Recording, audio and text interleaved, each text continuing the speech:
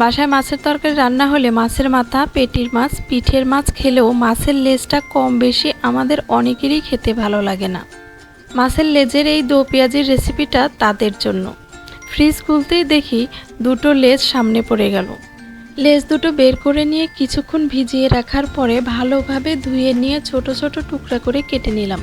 চুলার উপর কড়াই বসিয়ে কড়াইয়ে তেল দিয়ে তেলের মধ্যে পেঁয়াজ কুচি, কাঁচামরিচ, হলুদের গুঁড়া, সামান্য মরিচের গুঁড়া, আদা রসুন ও জিরা বাটা, স্বাদ মতো লবণ দিয়ে কিছুক্ষণ নেড়ে চেড়ে মাছের টুকরাগুলো দিয়ে উল্টিয়ে পাল্টিয়ে নেড়ে সামান্য পানি দিয়ে দিলাম মাছের টুকরাগুলো কষিয়ে নেওয়ার জন্য। মাছের লেজের এই দো পেঁয়াজুটা যখন রান্না করবেন তখন দেখবেন পরিমাণের চেয়ে বেশি ভাত লাগবে আর বাসার সবাই হাত চেটেপুটে খেয়ে ফেলছে। ঝোলের তরকারি খেতে খেতে আমিও একঘেয়েমি হয়ে গেছি, তাই রুচির পরিবর্তনের জন্য আজকের ইফতারির জন্য মাছের লেজের এই দো পেঁয়াজি রান্না করলাম।